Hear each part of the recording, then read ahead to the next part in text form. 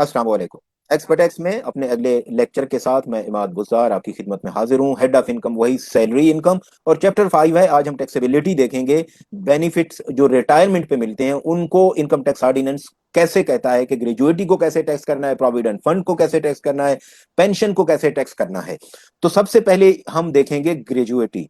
Gratuity को define कैसे किया है कि वो ग्रेजुएटी जिसको कमिश्नर अप्रूव करे under part 3 of 6 casual of income tax ordinance, ये तो इसकी डेफिनेशन है।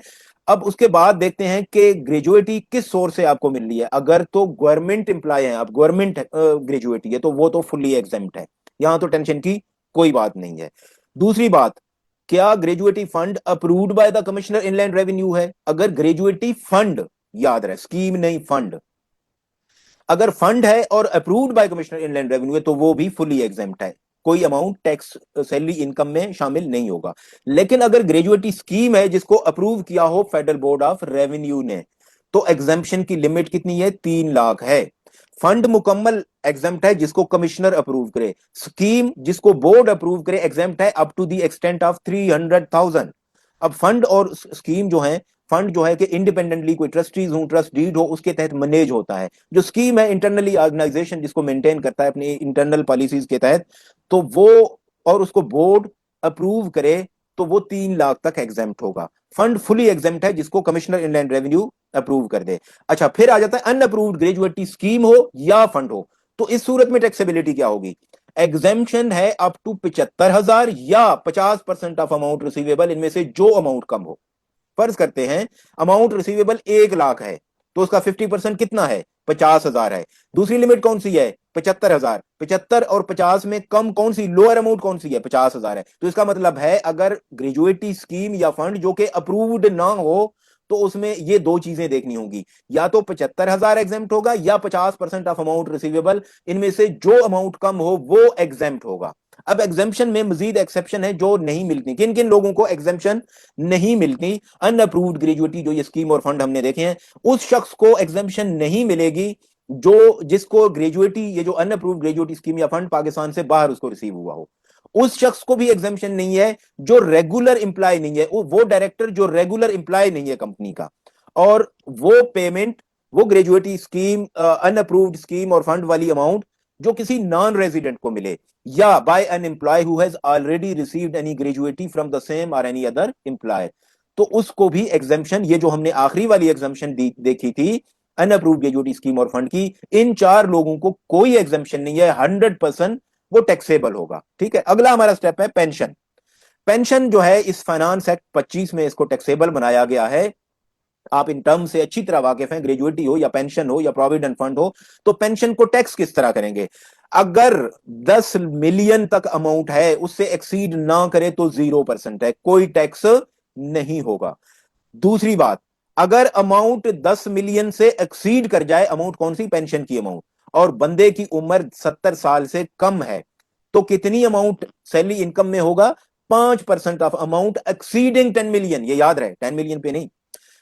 अगर बंदे की उम्र 70 साल से कम हो और पेंशन की अमाउंट 10 मिलियन से जायद हो, तो 10 मिलियन से जायद वाली अमाउंट पे 5% सैलरी इनकम में शामिल करेंगे। और अगर 70 साल से बंदे की उम्र जायद हो, चाहे 10 मिलियन से जायद भी हो, तो भी वो फुली एग्जेम्प्ट होगा। तो ये चीज अब इसमें शामिल की गई है कि पेंशन में। अच्छा, ये है final discharge of tax liability होगी, ये वाली चीज। एक और है, वो हम अभी देखते हैं कि जो नॉर्मल टैक्स रिजीम में आता है, नॉर्मल और फाइनल आप लोग अच्छी तरह समझते हैं। नॉर्मल जिसके अगेंस्ट आपको एक्सपेंस डिडक्शन अलाउ होता है, जिसमें आपको रिफंड मिलता है, जिसमें डिडक्टेबल अलाउंस आप डिडक्ट कर सकते हैं, तो ये सारी चीजें हैं। लॉसेस कैरी फॉरवर्ड करके आगे एडजस्ट कर सकते हैं, तो ये हम अलग से भी देखेंगे। आई होप कि आप एनटीआर और एफटीआर को समझते हैं। एफटीआर में कोई आपको डिडक्टेबल अलाउंस नहीं मिलते, और उसमें कोई रिफंड वगैरह नहीं मिलता, कोई एक्सपेंस आप डिडक्ट नहीं कर सकते।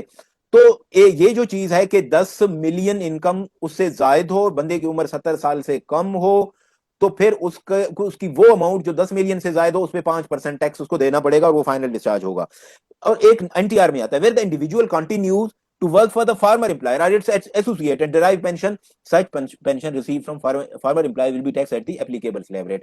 अगर एक सेम एम्प्लॉयर पे मैं एक जगह पे एबीसी कंपनी के साथ काम करता था, रिटायर होकर वहां पेंशन मिली मुझे, individual continue to work for the former employer or it's associate, फिर दोबारा उसी एम्प्लॉयर को या उसके एसोसिएट के साथ काम करना शुरू कर दे, तो वो जो पेंशन की अमाउंट मिलेगी वो उस पे जो स्लैब रेट हमारे हैं, जैसे 6 लाख पे कोई नहीं है, 6 से 12 पे 1%, 12 से 22 तक 11%, इसी तरह स्लैब बढ़ते हैं, तो उसमें नॉर्मल जो स्लैब रेट है वो लगेंगे, या सैलरी वाले या जो है दूसरा, एंड द केस में भी, एज द केस में भी, क्योंकि हमने ये देखा था कि 75% से ज्यादा अगर सैलरी इनकम हो तो फिर सैलरी के स्लैब लगते हैं। अगर सैलरी इनकम जो है 75 से कम हो, 75 तक हो, तो वो जो दूसरे रेट हैं, बिजनेस वाले रेट हैं, वो स्लैब रेट लगते हैं।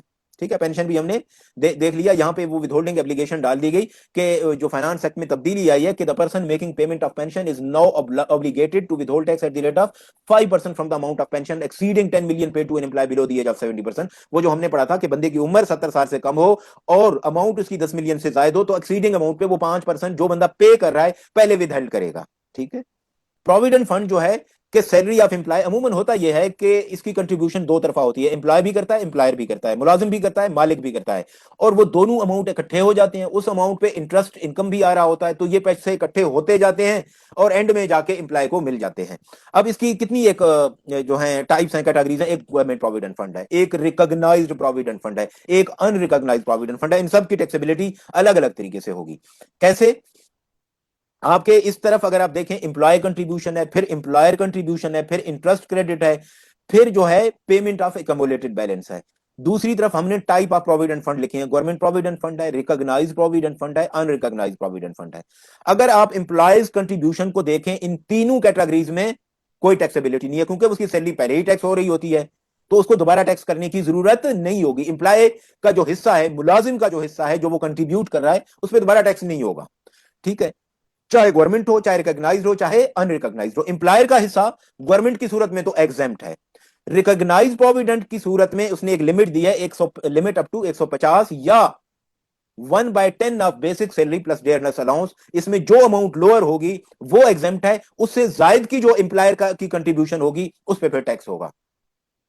अनरिकॉग्नाइज्ड प्रोविडेंट फंड की सूरत में यहां पे कोई ट्रीटमेंट नहीं होगी, एम्प्लॉयर का हिस्सा सिर्फ जो है वो टैक्स होगा अगर वो एक 50 या 1/10 of basic salary plus dearness allowance से ज्यादा हो। इन दोनों में से जो अमाउंट कम हो वो एग्जेम्प्ट है, बाकी अमाउंट जो है वो टैक्सेबल होगा। अच्छा, इस पे जो ये फंड जो पैसे इकट्ठे हो रहे हैं, एम्प्लॉयर और एम्प्लॉय दोनों कंट्रीब्यूट कर रहे हैं, उस पे कोई इंटरेस्ट भी उस पे इकट्ठा हो रहा होगा, तो गवर्नमेंट तो थ्रू आउट एग्जेम्प्ट है, यहां पे भी एग्जेम्प्ट है। जो इंटरेस्ट की अमाउंट है रिकॉग्नाइज्ड प्रोविडेंट फंड की सूरत में, ईयरली इंटरेस्ट इज एग्जेम्प्ट किस amount pay? Up to the higher amount of 16% interest rate of accumulated balance और 1/3 ऑफ बेसिक सैलरी। अब देखें कि ये दो जो है, रिकॉग्नाइज्ड प्रोविडेंट फंड और एम्प्लॉयर कंट्रीब्यूशन और इंटरेस्ट क्रेडिट, इनकी टैक्सेबिलिटी हो रही है, बाकी कहीं आपको कुछ नजर नहीं आ रहा। यहां पे अनरिकॉग्नाइज्ड प्रोविडेंट फंड पे इंटरेस्ट के मामले में भी कोई ट्रीटमेंट नहीं है, कुछ भी नहीं होगा। अच्छा, जब एकम्युलेटेड बैलेंस पे होगा गवर्नमेंट फंड, यहां पे भी जो प्रोविडेंट फंड है ये एग्जेम्प्ट है, यानी कि गवर्नमेंट हमने देखा थ्रू आउट एग्जेम्प्ट है, एम्प्लॉय है, चाहे एम्प्लॉयर कंट्रीब्यूशन है, चाहे इंटरेस्ट है, चाहे कम्युलेटेड बैलेंस है। एम्प्लॉयर का जो हिस्सा है वो रिकॉग्नाइज्ड प्रोविडेंट फंड की सूरत में टैक्सेबल है, एक लिमिट दी गई है, और इंटरेस्ट क्रेडिट है रिकॉग्नाइज्ड प्रोविडेंट फंड में, उसकी एक लिमिट है। जब सारे पैसे इकट्ठे होकर रिटायरमेंट पे बंदे को मिल जाते हैं, तो यहां जाके रिकॉग्नाइज्ड प्रोविडेंट फंड की सूरत में वो एग्जेम्प्ट हो जाता है। अनरिकॉग्नाइज्ड प्रोविडेंट फंड की सूरत में जो एम्प्लॉयर का हिस्सा है और जो इंटरेस्ट क्रेडिट हो रहा होता है, क्योंकि ऊपर हमने देखा अनरिकॉग्नाइज्ड प्रोविडेंट फंड में कोई टैक्सेबिलिटी, नो ट्रीटमेंट हो रही थी। अब यकमुश्त उसको 10, 15, 20 लाख जो मिले, उसमें से जो एम्प्लॉयर का हिस्सा है, जो इंटरेस्ट क्रेडिट हुआ है, वो अनरिकॉग्नाइज्ड प्रोविडेंट फंड की सूरत में उस पे टैक्स लगेगा। ठीक है, तो अगर देखा जाए तो दो ही टैक्स हैं, गवर्नमेंट सारा एग्जेम्प्ट, कोई ट्रीटमेंट नहीं है। रिकॉग्नाइज्ड प्रोविडेंट फंड हर साल पे जो एम्प्लॉयर का हिस्सा है वो टैक्स हो रहा होता है, रिकॉग्नाइज्ड प्रोविडेंट फंड हर साल पे जो उस पे इंटरेस्ट क्रेडिट हो रहा है तो उस पे भी टैक्स हो रहा होता है। Unrecognised provident fund during service कुछ भी टैक्स नहीं होगा। जब यकमुश्त पैसे लमसम अमाउंट एम्प्लॉय को मिलेगा, तो जो एम्प्लॉयर का हिस्सा है और इंटरेस्ट है वो टैक्स होगा। ये जो है कंक्लूजन है प्रोविडेंट फंड का।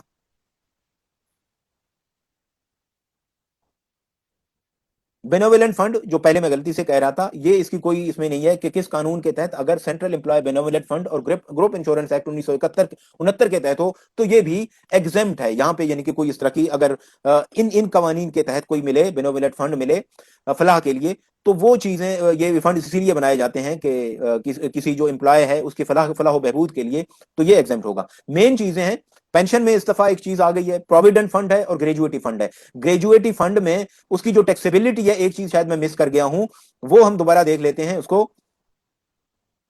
कि अनअप्रूव्ड ग्रेजुएटी फंड या स्कीम है, इसकी टैक्सेबिलिटी वैसे ही होगी जैसे टर्मिनेशन बेनिफिट हमने देखे थे कि गोल्डन हैंडशेक मिला, उसकी टैक्सेबिलिटी एवरेज बेसिस पे पिछले 3 सालों का टैक्स डिवाइडेड बाय पिछले 3 सालों की इनकम, वो जो 1% आएगा तो उस हिसाब से ये टैक्स होगा। तो ये है हमारे एंड ऑफ सर्विस बेनिफिट और इनकी टैक्सेबिलिटी। इंशाल्लाह नेक्स्ट लेक्चर में हम कुछ और चीजें सैलरी इनकम के हवाले से देखेंगे। तब तक के लिए इजाजत, अल्लाह हाफिज।